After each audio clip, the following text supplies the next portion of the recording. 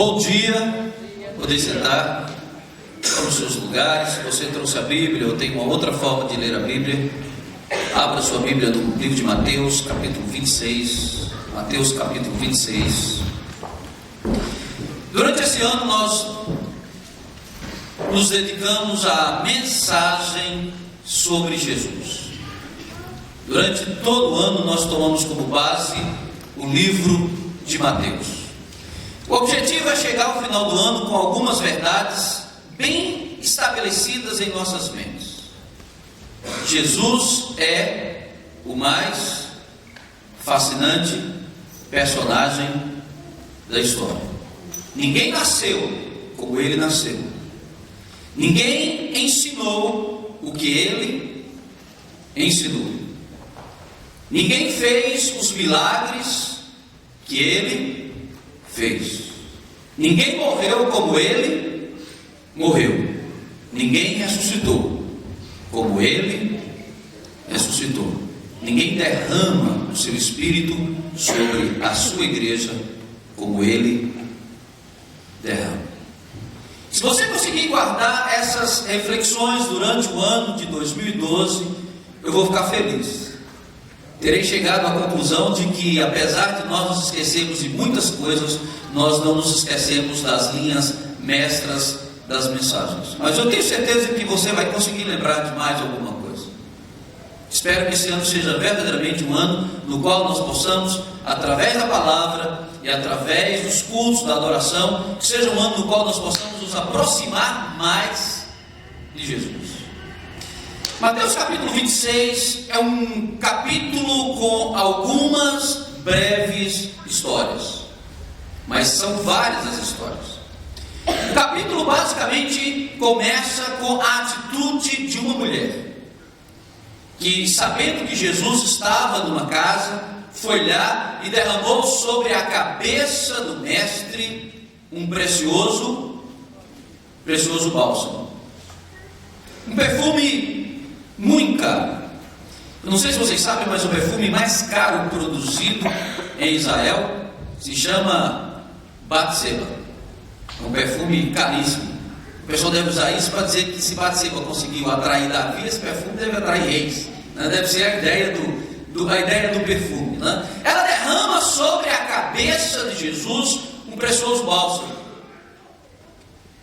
E alguém, o colégio apostólico e os visitantes disseram: mas para que tanto desperdício? E Jesus disse: o que ela fez por mim será lembrado em todos os lugares onde este evangelho for pregado. E ainda hoje, em muitos lugares, pregadores relembram esse acontecimento. A palavra de Jesus nunca falha. Em seguida, Judas toma a decisão de trair Jesus. Judas toma a decisão de trair o mestre por 30 miseráveis moedas de prata.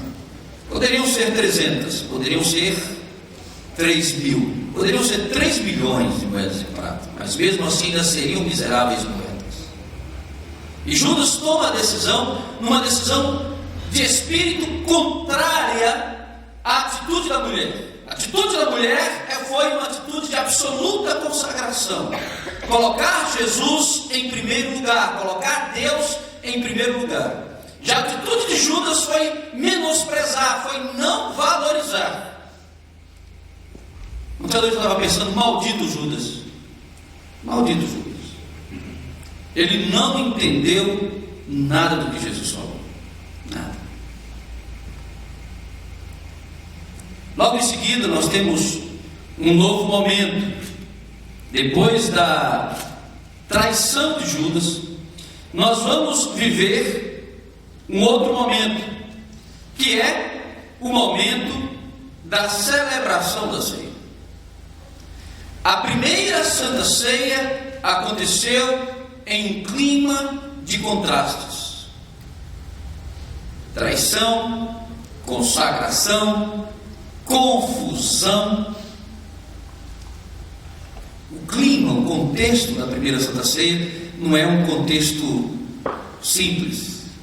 O livro de João nos mostra com detalhes muitas coisas que aconteceram, Mateus não, Mateus faz só o preview, dá só o avant-première, só encerra aquele momento, dá apenas uma breve visão do que aconteceu. E hoje, de forma especial, eu gostaria de poder um pouco me dedicar àquele momento da ceia, porque hoje é Santa Ceia. Eu pensei essa semana, minha cabeça passeou durante muitas possibilidades sobre o que eu iria pregar hoje, sobre o que iria acontecer hoje. E no final, depois de estudar, eu decidi pregar apenas sobre uma palavra. Tem duas palavras gregas ali embaixo. Eu digo, não tem jeito, eu não quero falar grego, mas hoje nós vamos ter que se voltar para o grego. Principalmente porque nessa semana o país está vivendo o que eu diria a apoteose do direito. Talvez um dos momentos mais sublimes da história da justiça. É o grande debate da nação, é o processo de número 470 que está correndo no Supremo Tribunal Federal, onde há condenados ou possíveis pessoas a serem condenadas, onde os mestres do direito estão se debatendo e no final nós vamos saber se haverá condenação ou não condenação. Essas duas palavras do direito, elas têm muito a ver com a mensagem, com o contexto que nós estamos vivendo. A segunda palavra, a primeira vai ser o tema da mensagem, a segunda palavra é hamartia, que tem a ver com a palavra pecado, tem tudo a ver com pecado. Significa que tipos de pecado as pessoas podem viver ou cometer durante as suas existências. A palavra pecado, nesse texto, ela não é hipótese do direito. Ela não é fruto da acusação do promotor, nem tampouco imaginação de mentes ou produto de ações jornalísticas. No contexto da ceia, a palavra pecado é verdade, realidade, incontestável. É fato, é acontecimento, é matéria, é prova que não pode ser, por hipótese nenhuma, negado. Jesus está falando para pessoas, está falando para os seus discípulos sobre pessoas absolutamente condenadas. Ele não está falando sobre pessoas que serão condenadas. Ele não está falando sobre pessoas que serão julgadas. Ele não está falando para pessoas que possuem a hipótese de um julgamento ou a hipótese da condenação. Ele está falando sobre fato consumado. Pessoas que são pecadoras. Se você começar a analisar esse texto, em Mateus capítulo 26, com paciência, fazendo uma leitura exegética do texto, você vai descobrir que Jesus faz várias conexões do texto com as alianças do passado, com o Novo Testamento. O que é o Novo Testamento? Se você observar esse Novo Testamento que Jesus está propondo, é uma nova maneira de arrumar a casa. A palavra Novo Testamento tem a ver com a vida doméstica, com a mulher, com aquela pessoa que está organizando os móveis, a mobília da sua casa. E de repente ela resolve dar à sua casa uma nova ordem, um novo arranjo. A casa não mudou, mas há um Novo Testamento. Uma nova maneira de arrumar as coisas. No final, Jesus diz: tomou o pão. Jesus tomou o pão, partiu. Já estou lendo o texto, né? Vamos ler, vamos ficar de pé, fazer a leitura juntos do texto. Vamos ler o texto. Remissão de pecados. Remissão de pecados. Se você ler o texto conosco, vamos ver se a gente consegue ler o texto juntos. Vamos ler juntos, tem tudo a ver com a ceia hoje, leamos.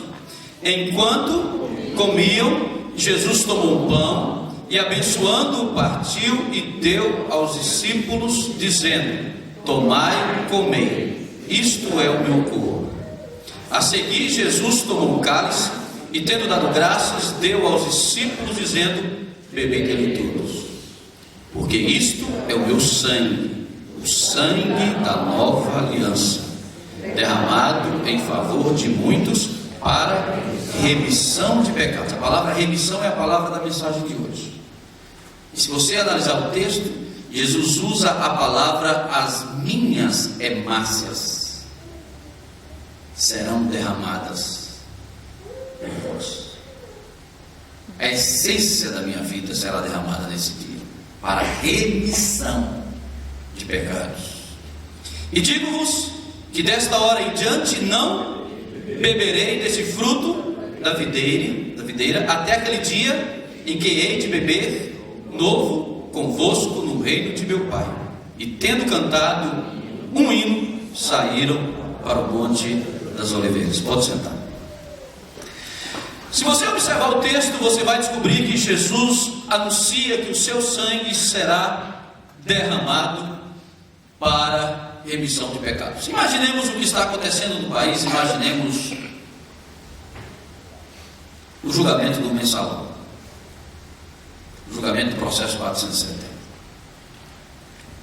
Suponhamos que todos os acusados tivessem sido condenados, sentenciados e aprisionados. Mas de repente estão todos presos. Chega uma carta à prisão, que não é simplesmente um alvará de soltura, não é simplesmente um alvará dizendo que eles estão agora livres para ir embora, para viverem a sua vida.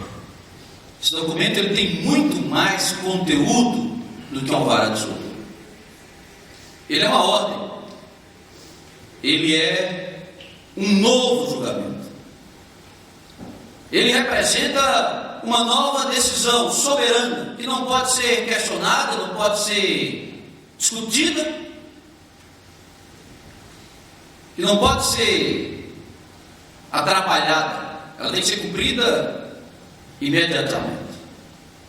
E a ordem é a seguinte: deixem o prisioneiro partir como se nunca tivesse feito algo de errado.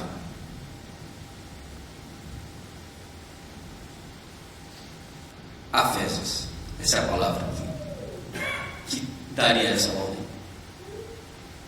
Deixem o prisioneiro partir como se ele nunca tivesse feito nada de errado. Eu imagino que a população brasileira faria com a pessoa que desse essa ordem. Talvez, se fosse nos tempos antigos, a turma do PSTU ia marcar uma greve geral, greve absoluta, apedrejamento global. E a maioria de nós talvez decidisse pegar em pedras e pegar esse soberano, fazer como fizeram na França. Esse rei absolutista é mau, vamos acabar com o rei, matar os sacerdotes e vamos enforcar o rei e os sacerdotes na última tripa do rei, porque tem que fazer uma revolução, tem que começar esse país de novo. Mas isso seria uma ordem, isso seria a FEMI, a Fezes. Seria uma ordem dada por alguém cujo poder e cuja autoridade é inquestionável, e sendo inquestionável, ele dá ao outro que pecou o direito de ser livre, como se nunca tivesse feito absolutamente nada de errado. Essa é a palavra bíblica para remissão de pecados. Essa semana a igreja do Guará está fazendo uma conferência muito interessante, trouxe 2 preletores internacionais. E uma das mensagens que eu gostei muito foi a mensagem sobre manipulação de culpa. Mas o objetivo da mensagem não era falar sobre manipulação de culpa, era falar sobre manipuladores da culpa. O pregador foi muito feliz ao dizer que nesse mundo as pessoas vivem colocando culpa nas pessoas. São manipuladores de culpa. Um joga a culpa para aqui, outro culpa para ali, e um manipula de um jeito. E esse tribunal que nós vamos assistir, não tenha dúvida que é uma grande manipulação de tendência de jogar a culpa em alguém. Como diria René Girard, né, das especialistas em Girard e filósofo, temos que encontrar um bode expiatório para que a sociedade não se sinta culpada, porque quando ela encontra o bode expiatório, ela sente paz. Mas na verdade ela joga a culpa dela em cima do outro e continua com a culpa dela como se ela não existisse. Jesus não está falando sobre manipulação de culpa. Jesus está falando sobre remissão de culpa. Jesus não está falando sobre manipulação de pecados. Jesus está falando sobre remissão de pecados. Imaginem o fato, o acontecimento de você poder comparecer diante de Deus e receber a notícia de que você é livre, como se nunca tivesse feito absolutamente nada de errado. Um aviso que o culto está começando. Então presta atenção. Quando nós ouvimos essas palavras de Jesus, amados irmãos, quando nós tomamos essa mensagem nas mãos, nós devemos entender o sentido da Santa Ceia. A Santa Ceia não foi ministrada para pessoas que não tinham culpa. Esse é o meu sangue, que é derramado por vós, para a remissão de pecados. Remissão. O sentido, amados irmãos, da Santa Ceia, e só vai participar da Santa Ceia com alegria quem entendeu o que é remissão. Tem pessoas que podem participar da Santa Ceia como se fosse um dia comum, um acontecimento normal. Ele não pode ser um acontecimento normal. Tem que ser um acontecimento especial. Porque naquele dia Jesus garantiu que ele haveria de derramar o seu sangue por nós. Existe um grande sermão de Spurgeon, pregador britânico do século XVII, dos grandes pregadores da história, para muitos considerado o príncipe dos pregadores, dizendo que Jesus naquela Santa Ceia não foi apenas cordeiro, ele foi profeta, ele anunciou a sua própria morte. Eu vou morrer. Quando nós tomamos, amados irmãos, o anúncio de Jesus, ele explica a razão da sua morte. Esse segundo semestre vai ser o segundo semestre que nós vamos pregar sobre o julgamento, a condenação, a morte e a ressurreição de Jesus. É o tema das mensagens do segundo semestre. No segundo semestre nós vamos aprender um pouco sobre isso. Jesus é profético ao anunciar a sua morte. Jesus é misericordioso ao partilhar a ceia com os seus discípulos. Jesus é extremamente misericordioso ao ministrar a ceia. Por que eu fiquei com raiva de Judas depois de estudar esse sermão? Aí eu fiquei com mais raiva de Judas do que antes. Não foi pela traição, né? Dessa veio do Nordeste, lá no Nordeste era alguém que inventou uma música, não sei se vocês já ouviram. Judas traiu Jesus, ele é um cabra safado, traiu Jesus. Judas é um cabra safado. Esse pessoal cantava muito no Nordeste. O cara se converteu, não queria fazer uma música nordestina, qualquer um puxava a peixeira. Quando leu a história de Judas, já ficou com raiva, já partiu para ignorância. Esse cara traiu Jesus, ele é um cabra safado, já foi pegando a viola e já inventou o repente, né? Judas traiu Jesus, é um cabra safado. Mas esse não foi o problema de Judas. O problema de Judas não foi ter traído Jesus. O problema foi que ele não confiou na palavra de Jesus. Jesus disse aos discípulos, Jesus chamou os seus discípulos antes de acontecer o que aconteceu, antes do momento da traição de Judas, antes do suicídio de Judas, a fezes. Judas conhecia muito bem essa palavra. Judas ouviu essa palavra de Jesus: eu vou dar a vocês o indulto como se vocês nunca tivessem cometido os pecados que vocês cometeram. Mas tem mais, os pecados de vocês não terminam, não é daqui para trás não, o pior ainda vai vir daqui para frente. Amanhã todos vocês vão me negar. Todos vocês vão me negar. Aí começa o zuzuzum, cabra de coragem, Pedro, cabra nordestino, falou: eu nem que a peixeira tina, né? Se fosse nordeste seria assim: nem que a peixeira tina, eu não te negarei. Eu disse: Pedro, fica quieto, antes que o galo pedreie tanto, tu vai me negar 3 vezes. Não vou não, vai. Fique quieto que você vai me negar 3 vezes. Mas Jesus deixou uma palavra para todos nós, uma palavra que é lembrada ainda hoje. Uma palavra que ainda é lembrada ainda hoje. Jesus deixa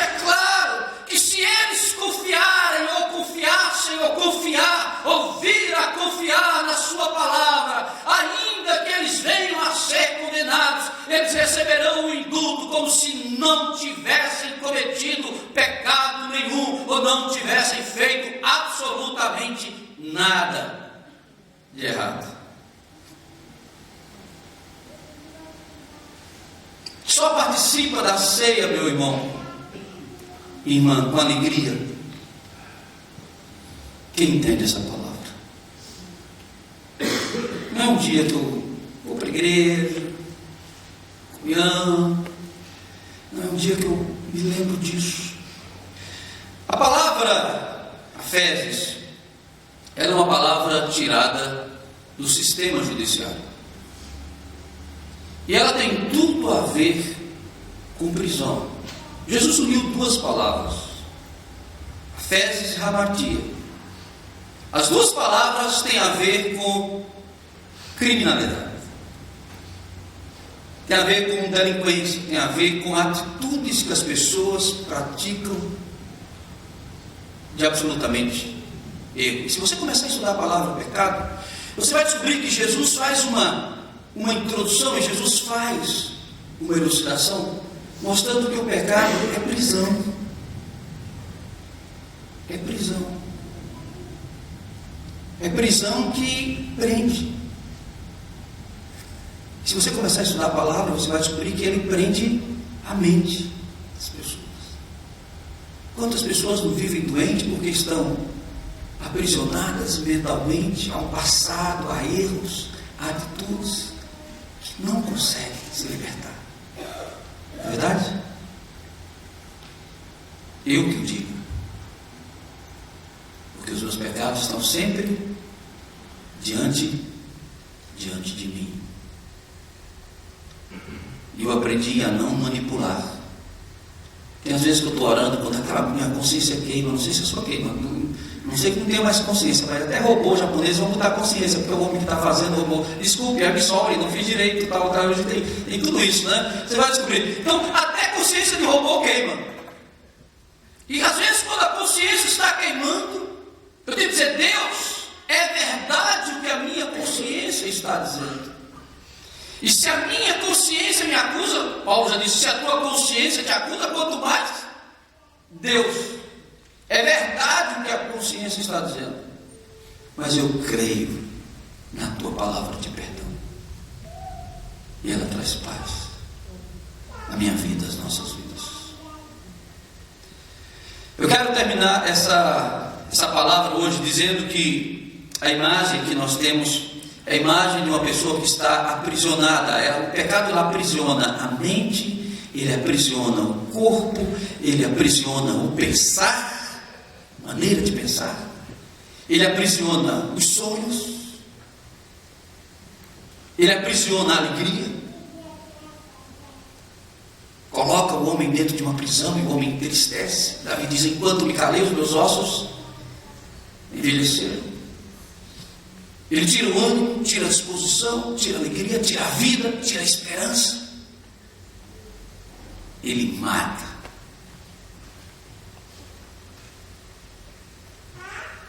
Mas a palavra de Deus nos garante que, mediante o sacrifício de Jesus, eu comparecerei perante Deus como sendo uma pessoa que nunca fez nada de errado. Qual o preço disso? Quem pode pagar por isso? Jesus pagou com o seu precioso sangue. Quando eu entendi o Evangelho, quando eu entendi a pregação do Evangelho, a minha atitude não é outra senão uma atitude de amor a Cristo. À medida que eu fui entendendo isso, eu disse: Senhor, eu quero cada vez mais te agradecer, porque eu não vou te pagar, eu quero te agradecer. Eu quero te agradecer falando para mais alguém que o Senhor é maravilhoso. Eu quero te agradecer falando para mais alguém que o Senhor é perdão. Eu quero te agradecer dando um pouco do que eu posso fazer para que esse Evangelho seja pregado, seja espalhado por todos os lugares. Eu quero te agradecer, Senhor, dedicando um pouco da minha minha vida. Eu comecei a minha vida acompanhando pastores. Eu tinha um carinho com meu pastor muito grande. Meu pastor era antigo, sistemático. E eu estava pensando, na inauguração do templo, eu vou convidá-lo para ministrar a ceia. Se ele estiver vivo, eu vou trazer. Onde ele estiver, eu vou trazer para ministrar a ceia. E eu acompanhava o pastor. Daqui a pouco você começa a ganhar um pouquinho mais, você começa a contribuir, ajudar. E tudo que eu fazia, eu sempre entendi que era pouco. Até um dia que eu falei: Deus, eu vou te dedicar a minha vida. Não vou ser mais sindicalista, não vou mais ficar liderando greve nesse país, porque isso... Segura tudo, segura o menino. Segura, as nós vão entrar aqui, segura lá. Isso. Mas pequenininhos já são todos pecadorzinhos. Não, é igual a gente, né? Todos pecadorzinhos. Quem tem filho que o diga, né? Os meus não são diferentes. Eu vou te dedicar a minha vida. Não se preocupa não, já tranquilo. Eu vou te dedicar a minha vida. Eu vou te dedicar cada vez mais do que eu puder. E aí vem a história, vem o momento, vem a consagração. Não vai dar tempo hoje, tem muita programação, mas eu quero... Domingo que vem a gente continua. Mas presta atenção. Afemir. Aféses. O perdão que Deus me dá é um perdão absoluto. É como se eu nunca tivesse feito nada de errado. Amém? Vamos repetir só essa frase. O perdão que Deus me dá é um perdão absoluto. É como se eu nunca tivesse feito nada de errado. É maravilhoso, não é? Vamos ficar de pé, vamos orar. Que Deus abençoe, amém? Eu espero que você saia daqui hoje não com peso nas costas. Você sai daqui hoje feliz. Senhor, hoje eu vou almoçar para celebrar esse perdão. Não é para comer, para encher o bucho. Não é verdade? Hoje eu vou celebrar esse perdão no almoço com as crianças. Nós vamos celebrar o perdão juntos. Tá bom? Vamos orar. Querido Deus, abençoa a tua igreja. Abençoa os teus filhos. Abençoa a tua palavra. Abençoa cada um de nós, Senhor. Dá-nos a tua bênção, a tua graça e a tua presença. E permita, Deus, que a tua palavra venha sobre nós e nos encha de bênção, de paz e de alegria. Deus, ensina-nos a valorizar o perdão que o Senhor nos dá, o perdão que o Senhor nos oferece. Nós pedimos ao Pai que seja assim, no nome de Jesus. Amém. Podem sentar, queridos. Dá-me mais, Senhor.